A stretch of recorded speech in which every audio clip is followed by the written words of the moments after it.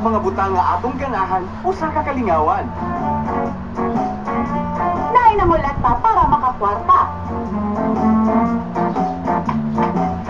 Ang uban mangolekta kay ganahan silang adunay kabilin sa kasaysayan.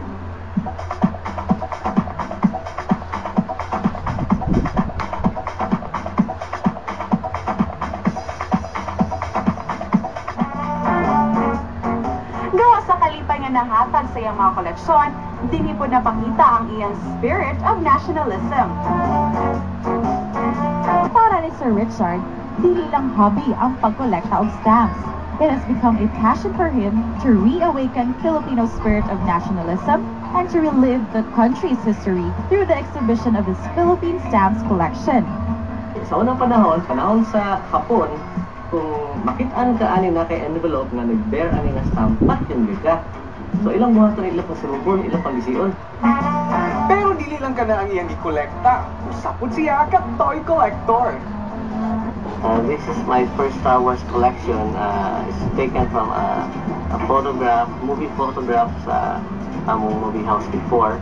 Luke Skywalker, C-3PO, Anakin Skywalker, ang iyahang mga stormtroopers.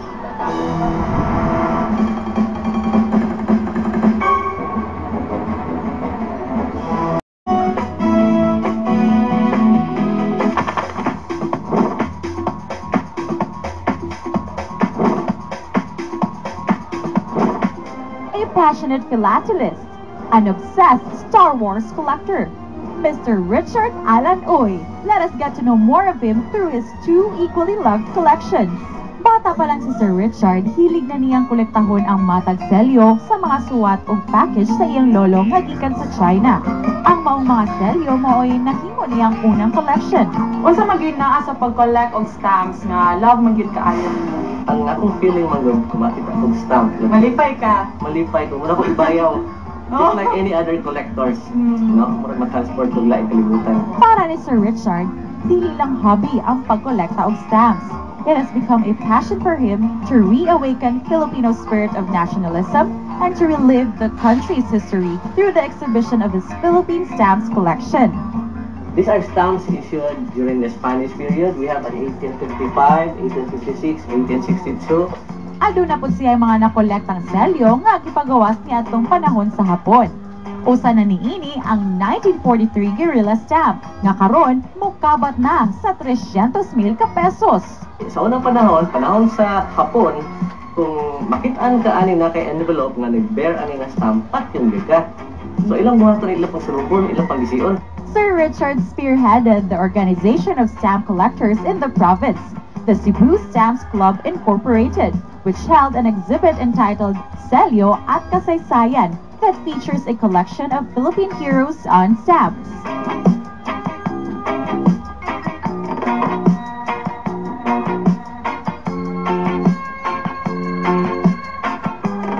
Aduna sab siya collection of Philippine presidents on stamps. Gikan sa unang pangu sa Pilipinas nga si Emilio Aguinaldo ngadto kang presidente Joseph Estrada. Through his stamp collection, he also made tributes to our mother of democracy, President Corazon Aquino. A rare part of his collection includes the Miss Universe stamps, which was released in 1994.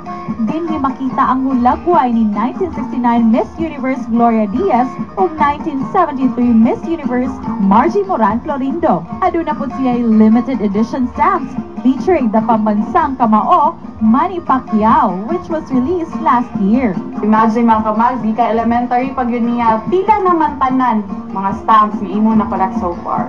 I have thousands and thousands of stamps. Di ako pag ginagingon ng panghatag sa mga amigo gikan sa ibang countries na mga used stamps.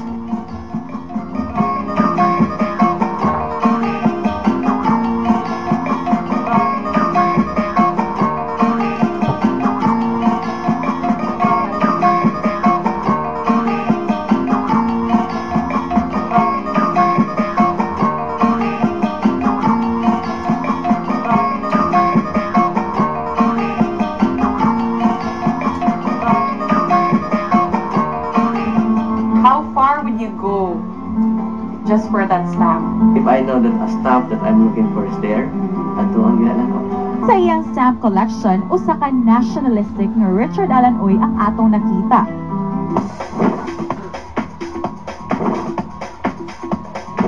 But on his Star Wars collection, Sir Richard reveals the child in him.